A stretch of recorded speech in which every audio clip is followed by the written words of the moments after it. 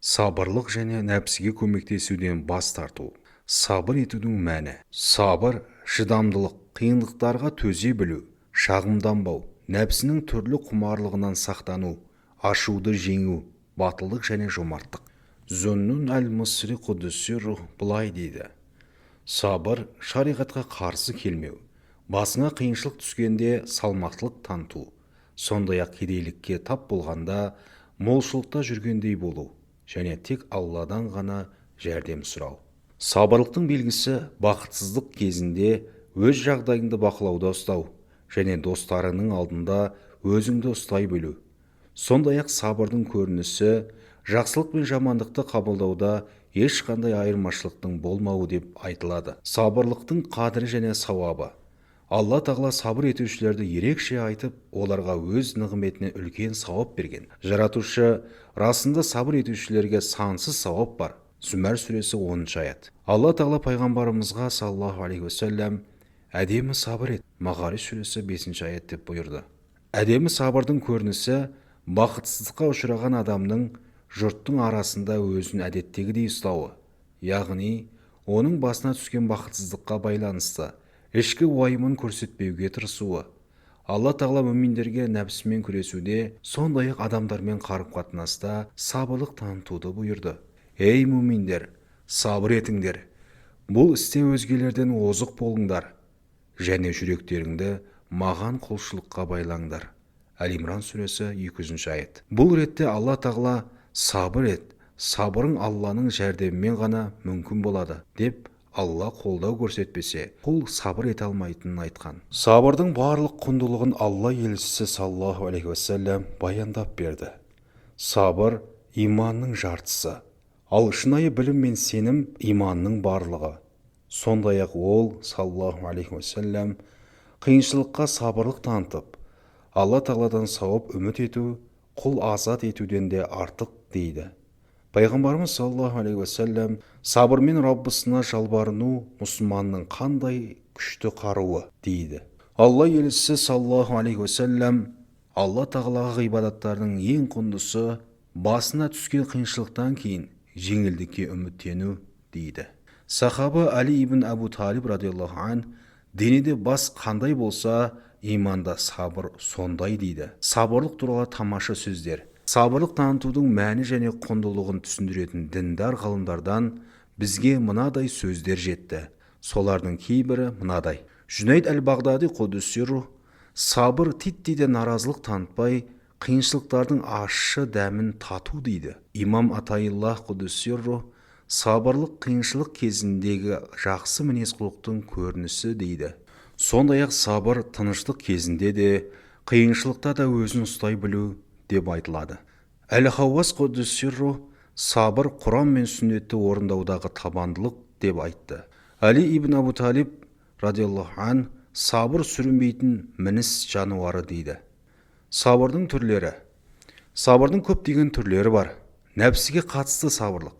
Шейх Әш-Шазали Құдүсі рух: жаман достан бас тартқан келсе, ең алдымен нәпсіңмен баста. Нәпсінің жаман қасиеттерінен бас тарт. Өйткені сенің нәпсің саған басқалардан жақын, ал жақын адамдар жақсылық жасауға лайығырақ дейді. Қиындыққа сабырлық таныту. Бұл Алланың тағдырына қатысты қарсылық пен наразылықтың болмауы. Бірақ егер сіз біреуге басыңызға түскен бақытсыздық туралы шағымданбай, жай хабардар ету үшін айтсаңыз, онда бұл сабырлыққа қайшы келмейді. Омар ибн Әл-Хаттаб радиаллаху ан былай дейді: егер сабыр мен шүкір түйе болса, мен үшін олардың қайсысына отыратыным маңызды емес. Пайғамбарымыздан саллаллаху алейхи уассалам иман туралы сұрағанда, иман сабырлық пен мейірімділік деп жауап берді. Қарызын өтеуге мүмкіндігі жоқ досыңа сабыр ету. Пайғамбарымыз саллаллаху алейхи уассалам қарызын өтей алмайтын адамға сабыр ету садақа. Соның арқасында Алла тағала саған, сенің балаларыңа және сенің мал мүлкіңе апаттың 70 есігін жабады. Адамдар келтірген зиянға шыдамдылықпен сабыр ету. Бұл құндылығын ғалымдар атап өтіп, сопылар түсіндірген сабырдың ең маңызды түрі. Сабырдың бұл түрі Алланы тану жолында маңызы зор қадам. Адамдардан келетін зиянға сабырлық танытудың абзалдығы. Мүриттің басты міндеттерінің бірі дін бауырлары туралы жақсы пікірде болу. Бұл міндетті орындамау яғни өзгелер туралы жаман пікірде болу адамның ішкі дүниесінің таза емес екенінің айқын белгісі. Осылай бола тұра мүрит нәпсісін қорғап ақталуға тырысса, Алла тағала мұндай құлды өзіне жақын құлдардың қатарына қосқысы келмейтінін біл. Мысалы, табиғиндер зорлық-зомбылыққа ұшыраған кезде олар Алла тағаланы танығандықтан залымдарға қарсы тіпті теріс батамен де жауап беруге асықпады. Ал егер табиғинен кімде-кім сол залымдарға қарсы теріс бата жасаған күннің өзінде, бұл олардың ашуға берілгендігінен немесе қиын жағдайға тап болғандарынан емес, оны тек Алланың рұқсатымен ғана жасаған. Әш-Шазали Құдүс-Сирру: бірде мен залымға қарсы теріс бата жасауды ойладым, бірақ мұндай дұғаның рұқсат етілгеніне күмәндандым. Осыдан кейін мен ұстазымды түсімде көрдім. Ол маған: егер сен залымның көзін жойғың келсе, бұған асықпа деді. Өйткені дұшпаны жоюға асығу және Алланың жақын құлдарына көмектесуге ұмтылу жасырын құмарлыққа жатады. Алланың қалауына қарсы шығып, нәпсінің құмарлықтары мен қалауына ерген адамнан асқан залым бола ма?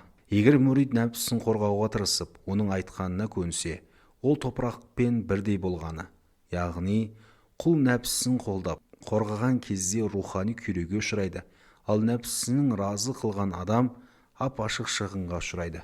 Қазіргі таңда адамдар түрлі пікірталасқа түсіп, соның салдарынан қоғам жік-жікке бөлінді. Сондықтан сені көре алмайтын адамдарға жұмсақтық танытып, оларға жауап бермей-ақ қоясың. Яғни олардың арандатуына жол бермейсің деген үміттемін. Бидағатпен айналысқан осы залымдардың зияны Алла тағаланың сүйікті құлдарына тиіп кетуінен сақтану үшін осылай істеу керек. Өйткені мұндай залымдар өздерін ақылдымыз деп ойлайды. Бірақ шын мәнінде олар істің байыбына бара алмағандықтан, өзгені айыптап Алла тағаладан қорықпағандықтан білмеген нәрселерін өсектейді. Мұндай адамдар 18 мың әлемнің пайғамбары Мұхаммед пайғамбардан саллаллаху алейхи уассалам жеткен Құран аяттарын ұстанбайды. Ақиқат пен Алла танудың қағидаларына сәйкес келетін жолдан ұзақ. Жоғарыда айтылғандардың тобықтай түйіні сабыр ету, Алла тағалаға тәуекел ету, барлық мәселелерде тек Аллаға ғана сүйену. Өйткені ол бізге әр нәрседе жеткілікті, әрі ол әлемдердің Раббысы, ең қамқоршы. Бірақ әрбір мұсаның перғауыны болады. Алла тағала барлығынан үстем. Құқығыңыз аяққа тапталғанда сабырлық танытудың маңызы. Уа мұсылмандар, біздің заманымызда адамдардан келетін жамандыққа ерекше сабыр ету керек. Есіңізде болсын, Алла тағала еш күмәнсіз зұлымдық жасаушыларды, тіпті оларды соған итермелейтіндерді, олар қарсы тұра алмайтындарға қарсы бағыттайды. Сондықтан әрбір құл Алла тағаладан бүлік пен жамандықтан қорғауды сұрауы қажет. Ал егер Алланың құлы өзінің кінәсі болмаса да, қандай да бір жамандыққа тап болса, шариғат үйреткендей жамандыққа жақсылықпен жауап беру ең сауапты әрі дұрыс амал болмақ. Егер сізде мұны істеуге күш болмаса, сіз залымдарды кешіруге тырысып, оларға мейірімді болуға тырысуыңыз керек. Осылайша сабырдың осындай тамаша көрінісі арқылы сіз бүліктің отын өшіре аласыз. Ал егер Алланың құлы мұны істей алмаса, онда бұл жағдайда Алла тағаланың алдын ала жазған тағдырына мойынсұнып, ешбір шара қолданбай, бүлік шығарушылар келтірген зиянға сабырмен, шыдамдылықпен төзе білу қажет болады. Егер Алланың құлы сонда да аласапыран отқа оранса, оны тек ең жақсы жолмен, жұмсақтықпен, жуастықпен жеңу керек. Егер мұны да істеу мүмкін болмаса, онда бұл дау-дамайдан бас тартып, жөніне қалдырған дұрыс. Ал Алланың құлы мұны да істей алмаса, олардың бұл жамандығына мүмкіндігінше азғана жолмен жауап берсін.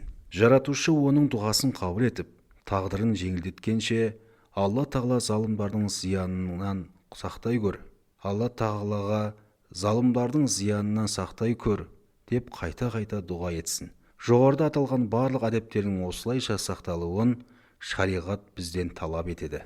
Шын ықыласпен құлшылық етуші надандық пен өзімшілдіктен, ішкі қараңғылықтан туындайтын және табанды түрде жауыздықтың көрініс табуын талап ететін өз нәпсісінің жауыздығынан сақтансын. Өйткені кімде-кім зұлымдыққа зұлымдықпен жауап беруге асықса, тіпті ол жәбір көруші болса да, адамдардың зияны теңіздей төгіледі. Мұндай құл екі дүниеде де рухани күйреуге ұшырайды. Осының барлығы басына осындай сынақ келген кезде, құлдың Алла тағаланың көмегіне жүгінбегені үшін жаза ретінде орын алды. Бірақ ол өзінің әлсіздігі мен кемшілігін мойындай отырып, кішіпейілдікпен Алла тағалаға дұға жасап, оған бет бұрса, жаратушы ешқандай себепсіз оны адамдардың барлық жамандығынан құтқарады. Бұған дейін құл еш қиындық көрмейді, немесе жаратушы жәбір көрген адамдарды басқа нәрсемен баурап алатыны сонша, олардың зұлымдыққа жауап беруге де ешбір уақыты қалмайды. Сондай-ақ Алла зәбір көргенге зор мейірім мен әдемі сабырлық беруі мүмкін. Соның арқасында бұл құл Алла тағаладан жеңілдік келгенше барлық қиыншылықтар мен ауыртпашылықтың ащысына лайықты түрде төтеп береді. Сонда Алланың құлы екі дүниеде де сауапқа жетеді. Сөйтіп, мына жалған дүниеде де жақсы нәтижеге қол жеткізіп, адамдар оның сабырының дәрежесін көреді. Ал ақыретте болса, Алла тағаланың сабырлыларға есепсіз беретін сансыз сыйына ие болады. Жаратушы сөйтіп олардың сабыр қылулары себепті Раббыңның Исраил ұрпақтарына деген игі сөздері орындалды. Араф сүресі 137 аят дейді. Сондай-ақ Алла тағала кек алудан тыйылып сабыр етсеңдер, бұл сендер үшін қайырлы. Нахл сүресі 126 аят. Қасиетті Құран кәрімде сабыр туралы айтылған басқа да көптеген аяттар бар. Жоғарыда айтып өткенімізден әрбір адам өзіне ғибрат аларлық сабақ ала алмағандықтан адамдар бір-біріне зиянын тигізіп, үнемі қиындықтар мен азапта қалады. Мұндай адамдарды үлкен қауіп күтіп тұр. Бұл Алла тағаланың өз қамқорлығына алған құлдарды қоспағанда олардың екі дүниеде де құрдымға кетуі, қарапайым адамдар кез келген зұлымдықты басынан өткергенде болып жатқан барлық жағдайға тек өзіне зәбір көрсеткенді ғана кінәлайды. Бұның бәрі Алла тағаланы және оның хикметтерін ойлауға селқос және алыс болғандықтан туындайды. Ондай адамдар өз күштерімен, айлаларымен және нәпсінің күшімен өздеріне келген зұлымдыққа қарсы шығуға тырысатыны сөзсіз. Сондықтан олар адамдар жасаған барлық зұлымдыққа төтеп беруге тура келеді және жаза ретінде олар ұзақ уақыт бойы рухани қараңғылықта қамалады. Ал парасатты дана адамға келсек, ол адамдар тарапынан болатын барлық жамандықтың Алла тағаланың тағдыры екенін, оған ешкім қарсы тұра алмайтынын толық біледі. Сондықтан бойынсұнған құлдың білім мен ақыл ойы өзінің әлсіздігі мен күшсіздігін мойындай отырып, үнемі Алла тағаладан көмек сұрауға тырысады. Осылайша, мұндай адамдар барлық жамандықтан сақтайтын Алла тағаланың құдіретін естен шығармауға тырысады. Ал мұндай жағдайда Алланың құлы адамдардан келетін жамандықты еш қиналмай қайтара алатыны даусыз. Өйткені адамдардың жасаған зұлымдығынан алапат өрт тұтанса да, Алла тағаланың жәрдеміне жүгінген құлға бұл өрт ет зиянын тигізе алмақ емес. Жаратушыға ғана сенетін құлға ешкімде ештеңеде билік ете алмайды. Қазіргі заманда әр адамға сабырлық керек. Ал жоғарыда айтылған тура жолды ұдайы ұстанған адам екі дүниеде де бақыт табады.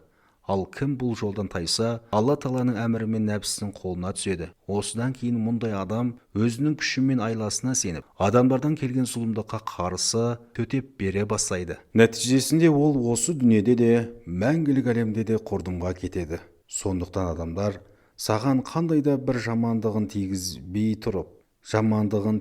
тұрып, барлық істеріңді Алла тағалаға тапсыру керек. Істерінің басында Алла тағалаға жүгінгісі келгендерге қатысты Алланың үкімі осындай. Осы жолдан мықтап ұстан, өйткені ол қымбат қазына және жылдам келетін жеңілдік. Ал бұл істің көмекшісі сабырлық. Нағыз сабырлықты танытуға не көмектеседі? Пайғамбарымыз саллаллаху алейхи уассалам бізге мұсылманның сабырлы болуына көмектесетін зікір, дұғаларды көрсетіп кетті. Ол саллаллаху алейхи уассалам кімде-кім күн сайын таң намазынан кейін мына 10 сөзді оқыса, Алланың разылығы мен қамқорлығын көреді. Оның 5-еуі дүние тіршілігіне қатысты болса, қалған 5-еуі о дүниеге қатысты. Бірінші, хасби Аллаху ли дини. Ділімде Алла маған жеткілікті. Хасби Аллаху лима ахаммани. Маңызды нәрселерде Алла маған жеткілікті. Үшінші, хасби Аллаху лиман бага алайя. Зұлымдық жасағанға Алланың өзі жеткілікті. Хасби Аллаху лиман хасадани. Менен қызғанғанға Алла маған жеткілікті. Хасби Аллаху лиман кадана бисуи. Жамандық жасау үшін маған жақындағанға Алланың өзі жеткілікті. Хасби Аллаху индал маути. Өлім келгенде Алла маған жеткілікті. Хасби Аллаху индал мас'алати фил қабри. Қабір сұрағында маған Алла жеткілікті. 8. Хасби Аллаху индал мизан. Қиямет күні амалдарымды таразыға салғанда Алла маған жеткілікті. 9. Хасби Аллаху индас сират. Сират көпірінен өткенде маған Алла жеткілікті. 10. Хасби Аллаху ла илаха илля хуа алейхи таваккалту ва хуа раббул аршил азим ва илейхи униб. Алла маған жеткілікті. Одан басқа құлшылыққа лайықты еш нәрсе жоқ. Мен оған тәуекел етемін. Ол ұлы арыштың Раббысы және мен оған қайтамын. Пайғамбарымыз саллаллаху алейхи уассалам бір хадис құдсиде Алла тағаланың мына сөздерін жеткізеді. Құдіретіммен және ұлылығыммен ант етемін. Егер құлдарымның бірі шын ықыласпен және жүрегінде нық сеніммен менің көмегіме жүгінсе, тіпті егер жер мен көктегілердің бәрі оған қарсы зұлымды ойласа, мен оған міндетті түрде көмектесемін. Сахаба Анас радиаллаху ан пайғамбарымыздың саллаллаху алейхи уассалам бұл дұғаны көп оқығанын жеткізеді. Аллахумма атина фид дуня хасана ва фил ахирати хасанатан ва қина азабан нар. Ва Раббым, бізге бұл дүниедегі және о дүниедегі барлық жақсылықты нәсіп ет, және ақыретте бізді тозақ отынан сақтай көр. Алла елшісі саллаллаху алейхи уассалам кімде-кім аятыл күрси аятын және Бақара сүресінің соңғы 2 аятын басына келген қайғы қасірет кезінде оқыса, Алла тағала оған жәрдем береді, дейді. Сондай-ақ Алла елшісі саллаллаху алейхи уассалам былай дейді: мен мұңайған адам айтқан кезде жеңілдейтін сөздерді білемін. Ол менің бауырым Юнус алейхиссалам пайғамбардың қараңғыда қалғанда «Ла илаха илля анта субханака инни кунту минал залимин». Ва Алла, сенен басқа құлшылыққа лайықты ешбір нәрсе жоқ. Сен барлық нәрседен пәксің. Мен өз-өзіме жамандық қылғандардың бірі болдым. Өйткені мен халқыма ашуланып, сенің рұқсатыңсыз оларды тастап кеттім дұғасы. Пайғамбарымыз саллаллаху алейхи уассалам былай деп түсіндірді. Юнус пайғамбар киттің қарнында болған кезде Раббысына «Ла илаха илля анта субханака инни кунту миназ залимин» деп дұға етті.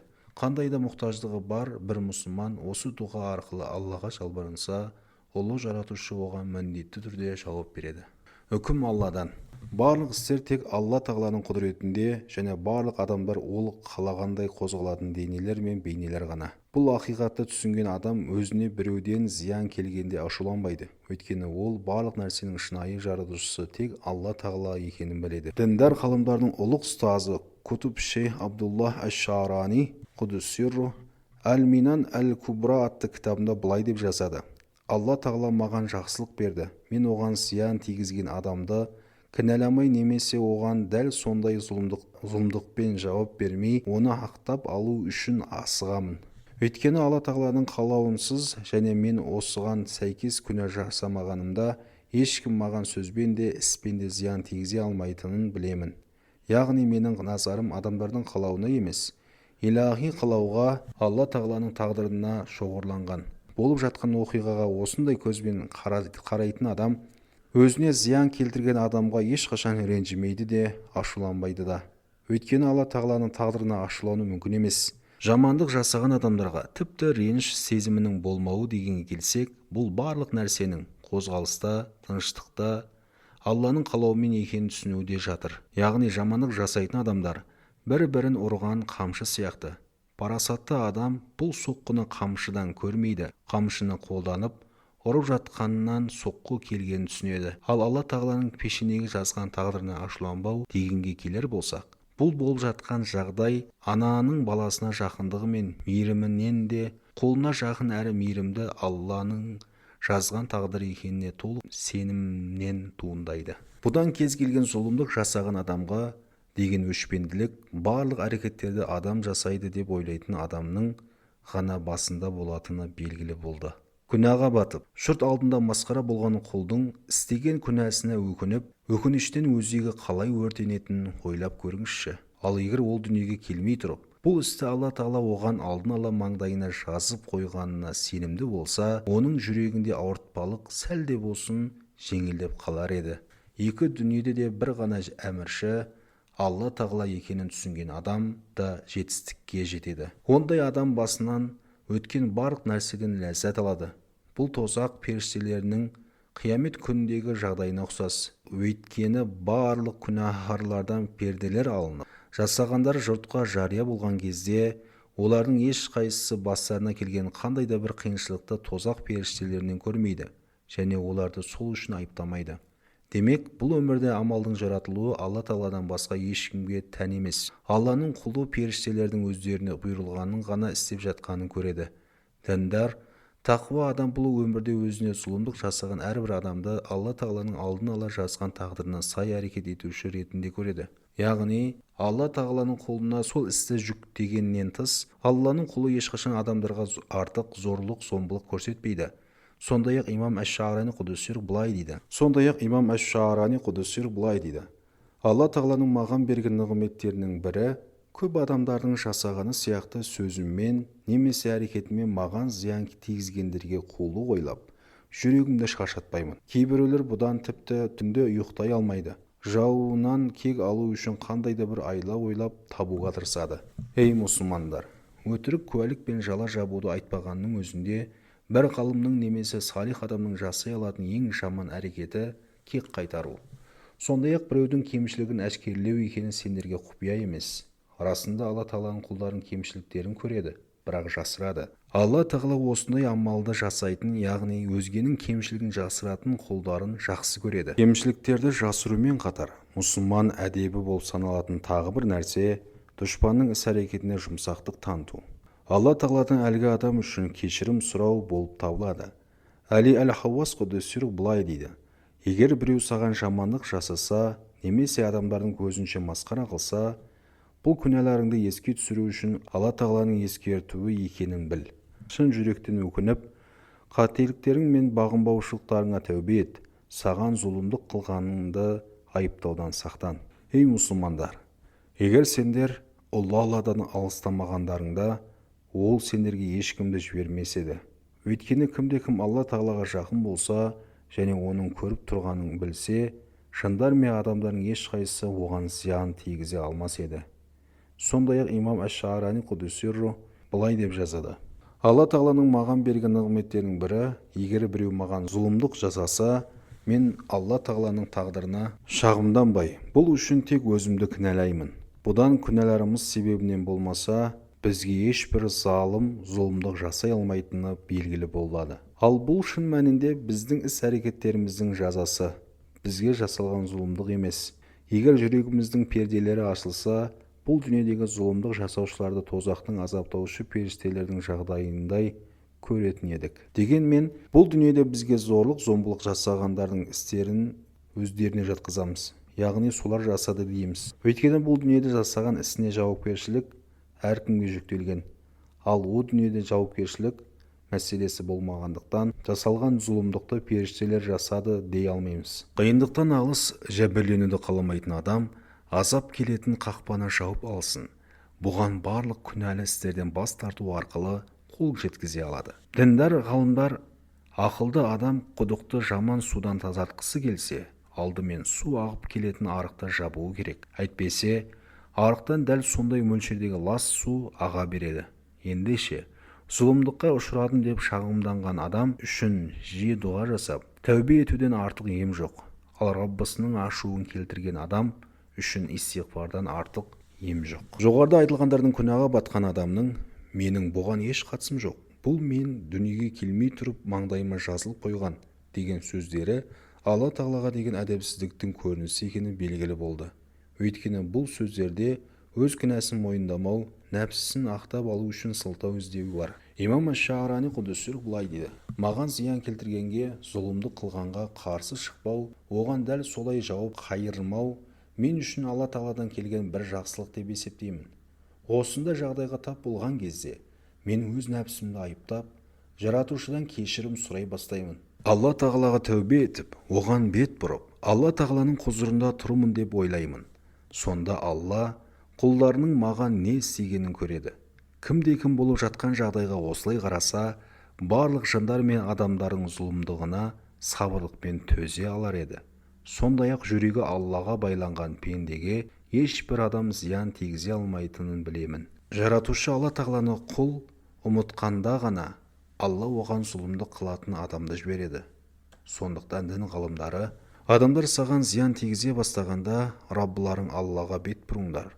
Расында олардың істеген зұлымдықтарын тізгіні оның құдіретінде. Оларға қарсы тұруға тырыспа, әйтпесе босқа шаршайсың және өзіңе одан да көп зұлымдық жасайсың.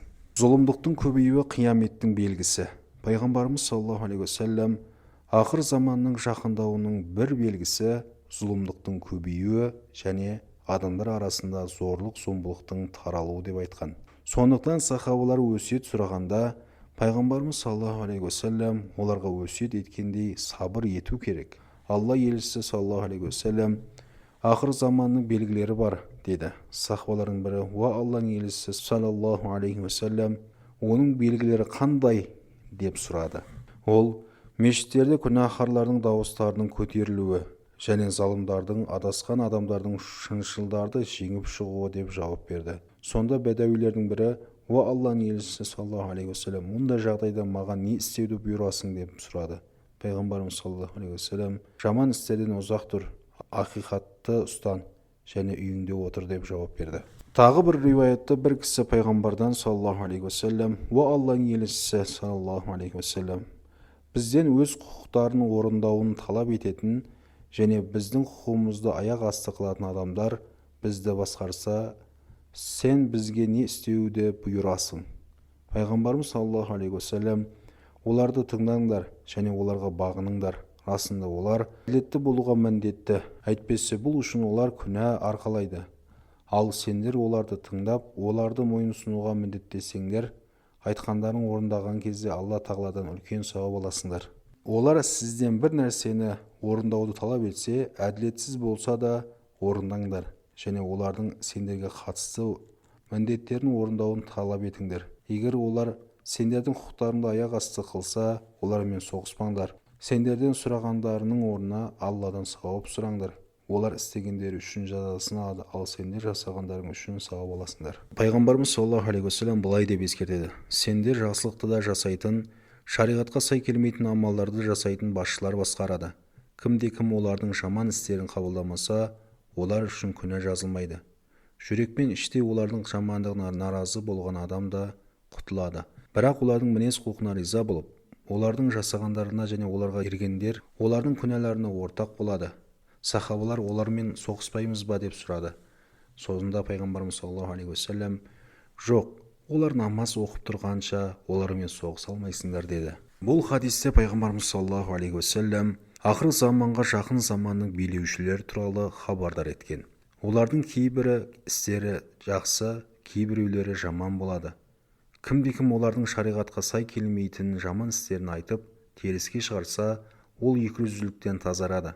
Кімде-кім олардың жаман істерін жүрегімен қабылдамаса, олардың күнәларына ортақ болудан құтылады.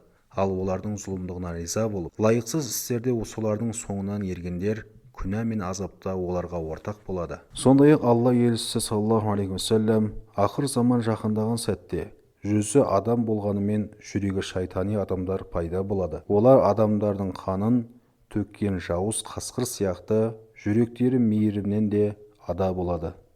Жиіркенішті істерден жиіркенбейді. Егер оларға ерсең, олар сенің үстіңе отырып алады. Ал егер көздерінен таса болсаң, сені жамандай бастайды. Егер олар сенімен сөйлессе, саған өтірік айтады. Егер сен оларға сенсең, олар саған опасыздық жасайды. Балалары зиянкес, жастары шайтан, үлкендері сені жақсылыққа шақырып, жамандықтан тыймайды. Олар арқылы өзіңді жоғарылатуға тырысу қорлық. Ал олардың қолындағыны алуға ұмтылу кедейлік. Олар үшін момын адам адасқан адам, ал нәпсіге ерген адам шыншыл адам. Шынайы мүмин қор болып, жаман адам қастерленеді. Олар пайғамбардың саллаллаху алейхи уассалам сүннеттерін бидғат деп санап, ал бидғатты сүннет деп қабылдайды. Осы уақытта бұл адамдардың үстінен билік олардың ең нашарына беріледі. Сонда олардың ең жақсылары Аллаға дұғамен жүгінеді. Бірақ Алла олардың дұғаларын қабыл етпейді. Қандай да бір қауым Алла тағаламен және оның елшісімен саллаллаху алейхи уассалам келісімін бұзса, жаратушы олардың бар дүниесін тартып алатын дұшпан жібереді. Олардың басшысы Алла тағаланың кітабы бойынша үкім етпесе, Раббы оларды өзара соғыстырып қояды.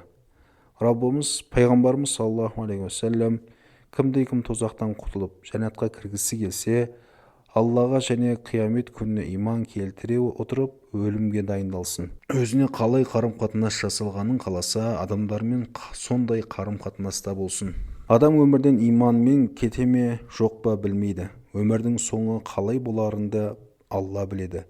Бұл айтылғандардың түйіні Аллаға және қиямет күніне иман келтіріп, иманмен о дүниеге кетуге себеп болатын іс жасау. Хадисте айтылғандай, кісі қандай күйде өлсе, сондай күйде тіріледі.